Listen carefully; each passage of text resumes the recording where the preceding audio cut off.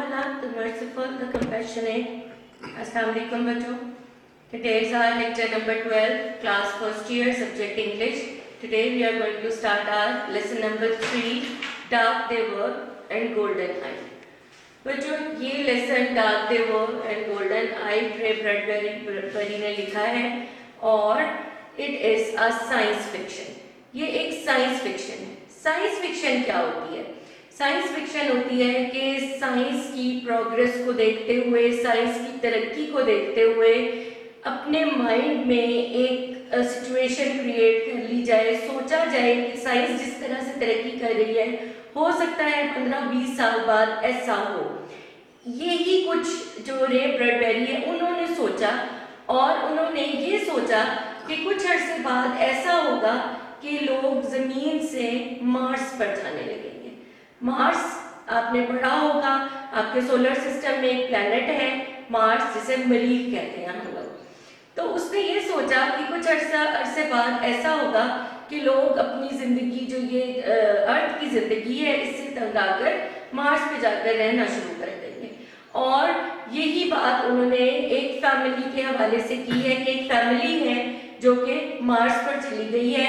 वो लोग इस फियर से मार्स पर चले गए हैं कि जब जमीन पर अर्थ पर वॉर होगी तो सब कुछ खत्म हो जाएगा और उस वक्त वो मार्स पर सेफ होंगे. वो कुछ अरसे के लिए मार्स पर जाते हैं कि जब तक ये वॉर का खतरा टल जाए तो फिर हम वापस आ जाएंगे. लेकिन उसके बाद क्या होता है और वो किस तरह वहां पर अपना वक्त गुजारते हैं और क्या क्या सूरत हाल उन्हें पेश आती है और इसका एंड क्या है, ये सारी बातें हम इसमें पढ़ेंगे. अभी तक हमने 2 लेसन पढ़े जिसमें 2-2 कैरेक्टर्स थे. ये लेसन जो है इसमें कैरेक्टर्स ज्यादा हैं. सबसे पहले मिस्टर हैरी बिट्रन है.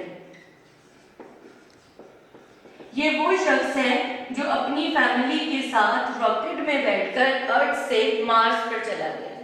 इसकी वाइफ है कोरा बिट्रन जो इसके साथ है. उसके बाद इसके 3 बच्चे हैं. एक लॉरा बिट्रन, डैन बिट्रन एंड डेविड बिट्रन. ये तीनों इनके बच्चे हैं. एक बेटी है, 2 बेटे हैं और 2 आर्मी के पर्सन्स हैं. एक लेफ्टिनेंट है और एक कैप्टन है. 2 आर्मी पर्सन्स हैं. ये एंड पे आते हैं और इनका थोड़ा सा 1-2 ही एक्सचेंजेस हैं इनके. बेसिक ये वाले कैरेक्टर्स हैं. हैरी बिट्रन जो हैं ये अपनी इस फैमिली के साथ मार्स पर गए हैं रॉकेट में. अब हम इसको स्टार्ट करते हैं. इसकी रीडिंग साथ में ट्रांसलेशन, सिनोनिम्स और करेक्ट इंफॉर्मेशन, ये सब कुछ हम साथ साथ करते जाएंगे. The rocket metal cooled in the Medo winds.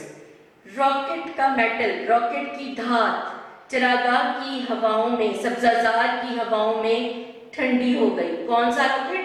जिस पर हैरी, कोरा, लॉरा, डेविड, डैन ये सब बैठकर मरीख पहुंचे थे. मरीख में पहुंचने के बाद वो रॉकेट की धात जो है वो चरागाह की उस सब्जाजार की हवाओं में ठंडी हो गई. It's let gave a bulging pop और इसके ढक्कन से एक explosive sound. Bulging pop, explosive sound.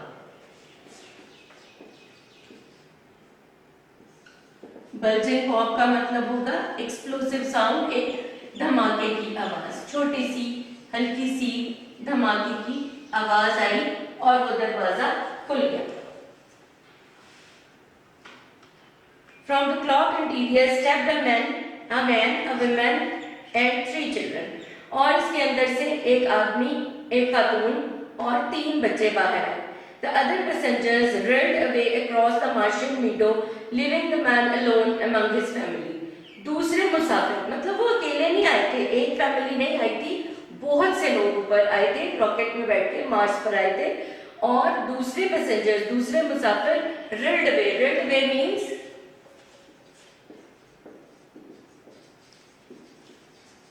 Moved rapidly, जल्दी से गायब हो गए, जल्दी से कहीं चले गए, एकदम कहीं चले गए. बाकी मुसाफिर जो उसमें से उतरे थे वो एकदम कहीं चले गए. इन्हीं मरीज की चरागाहों में कहीं उस आदमी और उसके घर वालों को अकेला छोड़कर। The man felt his hair flutter and tissues of his body drawn tight as if he was standing at the center of a vacuum. उस आदमी ने महसूस किया कि उसके बाल फड़फड़ा रहे हैं और उसकी बॉडी के टिश्यूज टाइट हो गए हैं, अकड़ गए हैं, तन गए हैं। जब वो वहाँ खड़ा था तो उसे ऐसा लग रहा था जैसे वो किसी खला के दरमियान खड़ा हो। ठीक है, यानी वहाँ पर उसको बिल्कुल कोई भी चीज अच्छी नहीं लग रही थी, ऐसा लगता था जैसे वो खला में आ गया है, वो वहाँ पर खड़ा है।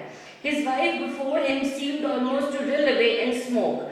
उसकी बीवी उसके सामने खड़ी थी और ऐसा लगता था कि जैसे इस धुएं में वो एकदम कहीं ना कहीं गायब हो जाएगी। The children, small seeds, might any instance be sown to all Martian climes. और बच्चे ऐसा लगता था कि छोटे छोटे बीज हैं और ये अभी कहीं मार्स की क्लाइमेट में कहीं जाकर बो दिए जाएंगे, यानी दब जाएंगे, खत्म हो जाएंगे, गुम हो जाएंगे। यानी उस शख्स को बहुत बुरा फील हो रहा है जैसे ही वो मार्स पर पहुंचा है, उसे ऐसा लगता है कि उसकी बीवी और बच्चे जो हैं वो यहाँ पर गुम हो जाएंगे। The children looked up at him. बच्चों ने उसकी तरफ देखा। As people look to the sun to tell what time of their life is it. जैसे लोग सूरज की तरफ देखते हैं ये जानने के लिए कि उनकी जिंदगी का कौन सा वक्त चल रहा है, यानी उनकी समझ में नहीं आ रहा कि ये हो क्या रहा है उनके साथ। His face was cold. लेकिन उसका चेहरा बिल्कुल कोल्ड था, सपाट था, एक्सप्रेशनलेस था। Face was cold, his face was expressionless, उसका चेहरा बगैर किसी तासुर के था। What's wrong? asked his wife. उसकी बीवी ने पूछा क्या परेशानी है? Let's get back on the rocket. चलो दोबारा रॉकेट में वापस बैठ जाएं। Go back to the earth. वापस चले जाएं जमीन पर। Yes, listen, हाँ सुनो। अब ये सारी गुफ्तगू हैरी और उसकी मिसेस के दरमियान है। वो कहता है कि चलो हम वापस चलते हैं, तो वो कहती है अर्थ पे वापस चले जाएं, यानी जमीन से हम यहाँ पहुंचे हैं और अब हम वापस चले जाएं। The wind blow as if to flake away their identities. हवा इतनी तेज चल रही थी कि ऐसा लगता था कि वो उनकी शनाख्त को flake away, flash away, sweep away, वहां से खत्म कर देगी, गायब कर देगी। Flake away, wash away, sweep away.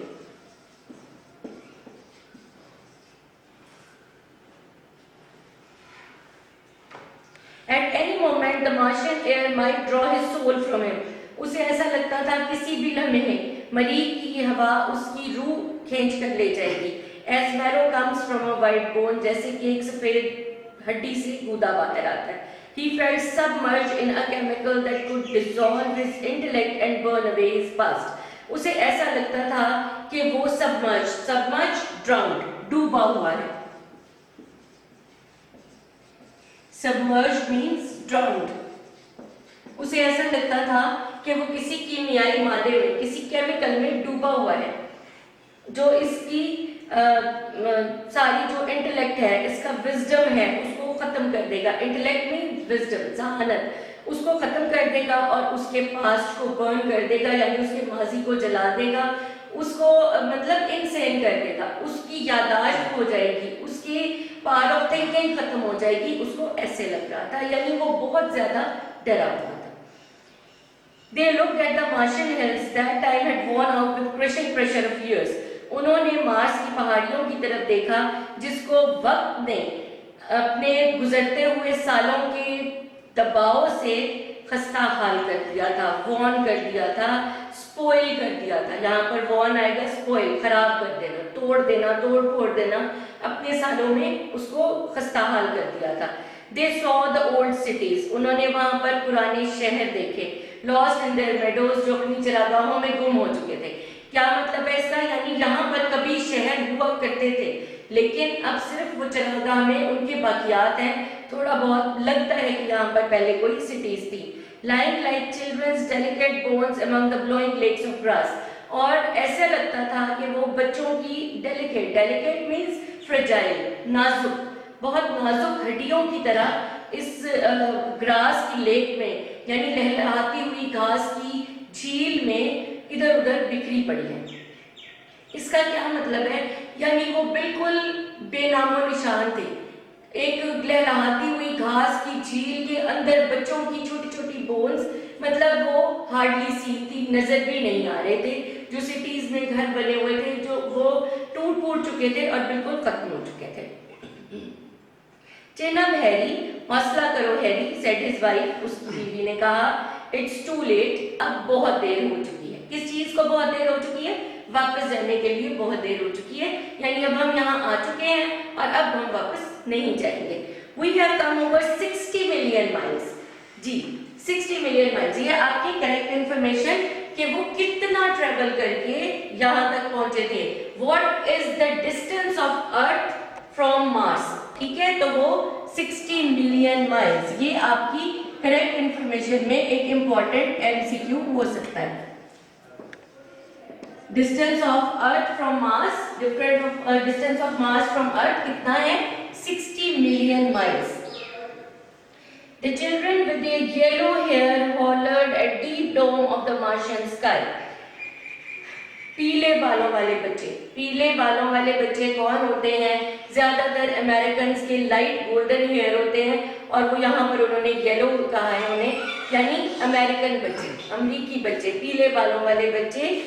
हॉलर, हॉलर का क्या मतलब होता है? शाउटेड, श्रीक्ड, येल्ड, और ये एक इंपॉर्टेंट सिनोनिम है। hollered, shrieked, screamed, yelled, shouted, ये सब इसको सिनोनिम्स हो सकते हैं कि ये जो बच्चे थे पीले बालों वाले, उन्होंने deep dome of the sky, deep dome of the sky का क्या मतलब होता है? डोम का लफ्ज हमने पहले भी पढ़ा अपने लेसन नंबर 1 बटन में, इसका मतलब होता है गुंबद। तो deep dome of the sky का क्या मतलब होगा? कि आसमान का गुंबद। आसमान का गुंबद बच्चों क्या होता है? आप अगर किसी खुली जगह पर जाकर खड़े हो जाएं और चारों तरफ अपने देखें तो ताहते नजर आपकी नजर जहां तक जाती है, आपको वहां पर ऐसा लगता है कि आसमान इस तरह नीचे आकर जमीन से मिल रहा है। और जब चारों तरफ आप देखें तो आपके ऊपर जाहिर है वो ऊंचा होता है और वो इस तरह नीचे आकर मिलता है, तो वो चारों तरफ देखने से गुंबद नुमा लगता है। तो उसने ये कहा कि बच्चों ने आसमान के गुंबद की तरफ देखकर चीख मारी, स्क्रीम किया, येल किया, शाउट किया। There was no answer but the racing of wind through the stiff grass। लेकिन वहां से कोई आवाज नहीं आई सिवाय तेज चलती हुई हवाओं के, जो कि खुश्क घास में से सरसराती हुई गुजर रही थी। ठीक है, इसके अलावा उन्हें जैसे वापस आती है आवाज, कोई रीसाउंड होती है, कोई इको होती है, या कोई दूसरा आपको आपकी चीख के जवाब में कुछ कहता है, उन्होंने जाहिर चीख मारी होगी तो हेलो कहा होगा, कुछ ऐसा लफ्ज कहा होगा, लेकिन उसका कोई जवाब वापस उनको नहीं मिला। He picked up the luggage in his cold hands। उसने अपने ठंडे यकबस्ता हाथों में अपना सामान उठाया। Cold hands क्या शो करते हैं? Cold hands showed that he is afraid, frightened। वो बहुत खौफजदा है। जब आप बहुत ज्यादा खौफ की कैफियत में होते हैं तो आपके हाथ ठंडे हो जाते हैं, और यहाँ पर जब cold hand का लफ्ज यूज हो रहा है तो इट मीन्स कि उसके हाथ यक हैं और वो खौफजदा है, डरा हुआ है। Here we go, चलो चलते हैं। He said, a man standing on the edge of the sea, ready to wade in and be drowned। उसने ऐसे शख्स की तरह कहा जो कि समंदर के किनारे पर खड़ा है, और वेडिंग, वेडिंग का मतलब होता है वॉक इन वाटर, पानी में चलने को कहते हैं वेड। तो वो ऐसे शख्स की तरह बोला कि वो समंदर के किनारे खड़ा है, पानी में चलने को तैयार है और डूबने के लिए भी तैयार है, क्योंकि जब आप समंदर में चलने की कोशिश करते हैं तो इट इज ऑब्वियस कि आप डूब जाएंगे।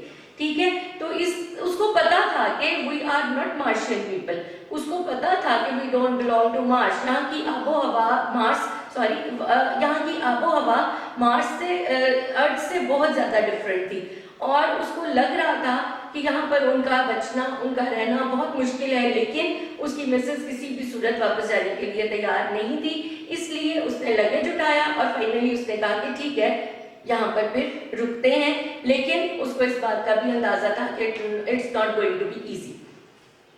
दे वॉक इनटू टाउन, और वहां पर जो आबादी थी वो उसमें चले गए। Their names were Bittring। अब यहाँ पर वो आपको उनका इंट्रोडक्शन करवा रहे हैं कि उनके नाम बिट्रिंग थे। बिट्रिंग नाम थे मतलब क्या है कि जैसे आपका सरनेम, आपका फैमिली नेम खान है तो आपको सब कहते हैं जी ये खान है, ये कुरैशीज है, ये चौधरीज है, ठीक है, हर किसी का नाम अलग नहीं लेते, इसलिए उन्होंने कहा कि देयर नेम्स वर बिट्रिंग, उनके नाम बिट्रिंग थे। कौन कौन से Bittering? Harry Bittering and his wife Cora Bittring, Dan Bittring, Laura Bittring and David Bittring।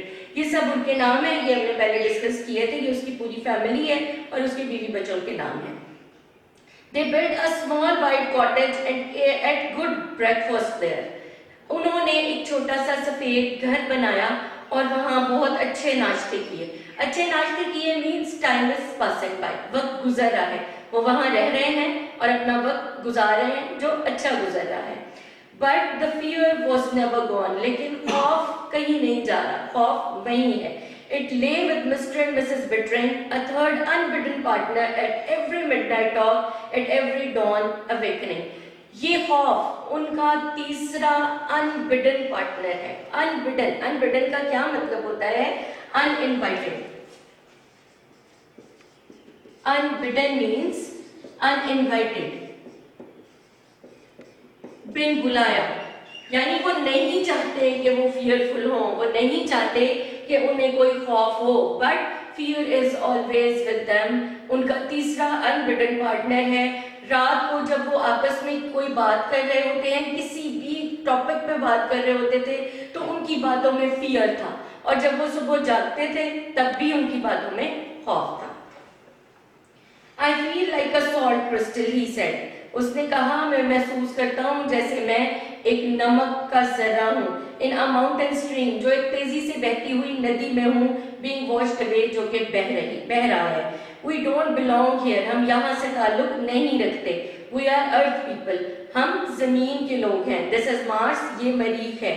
It was meant for Martians, ये मरीख के लोगों के लिए है। मरीख के लोग यहाँ रह सकते हैं, हम लोग अर्थ के लोग हैं, हम यहाँ नहीं रह सकते। फॉर हेवन से कोरा, let's buy ticket for home. तुम्हें खुदा का वास्ता है कोरा, चलो टिकट लेते हैं और अपने घर वापस जाते हैं।